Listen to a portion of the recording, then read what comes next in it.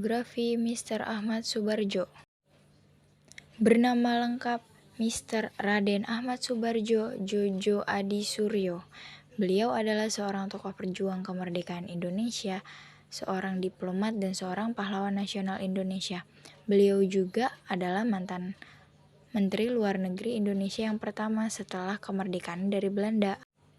Ahmad Soebardjo memiliki gelar Master in the Rechten yang diperoleh di Universitas Leiden, Belanda pada tahun 1933.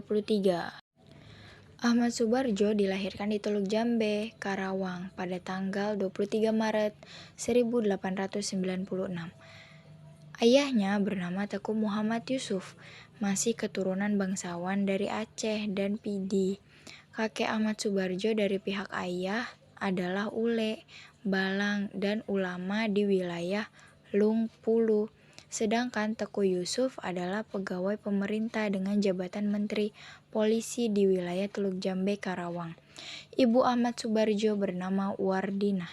Ia keturunan Jawa Bugis dan merupakan anak dari camat di Teluk Agung, Cirebon. Ayahnya memberinya nama Teku Abdul Manaf, sedangkan ibunya memberi nama Ahmad Soebardjo. Nama Djojo Adisuryo ditambahkannya sendiri setelah ia dewasa, saat ia ditahan di penjara Ponorogo karena peristiwa 3 Juli 1946. Ia bersekolah di Hogere Burger School, Jakarta, saat ini setara dengan sekolah menengah atas, pada tahun 1917. Ia kemudian melanjutkan pendidikannya di Universitas Leiden, Belanda, dan memperoleh ijazah Master in the Rechten, saat ini setara dengan sarjana hukum, di bidang undang-undang pada tahun 1933. Kalian bisa lihat riwayat perjuangan beliau di sini. Peristiwa Rengas Dengklok.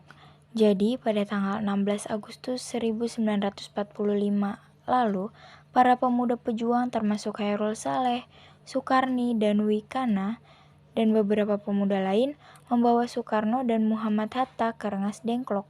Tujuannya agar Insinyur Soekarno dan Dr. Andes Hatta tidak terpengaruh oleh Jepang.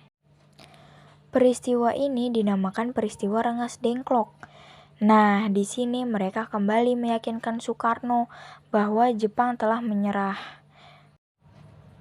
Di Jakarta, golongan muda Wikana dan golongan tua yaitu Ahmad Soebardjo melakukan perundingan. Ahmad Soebardjo menyetujui untuk memproklamasikan kemerdekaan Indonesia di Jakarta. Ahmad Soebardjo berhasil meyakinkan para pemuda untuk tidak terburu-buru memproklamasikan kemerdekaan. Bahkan Ahmad Soebardjo memberikan jaminan dengan taruhan nyawa bahwa proklamasi kemerdekaan akan diumumkan pada tanggal 17 Agustus 1945. Nah, dalam membentuk naskah proklamasi, Ahmad Soebardjo ikut andil dalam membuat naskah proklamasi tersebut.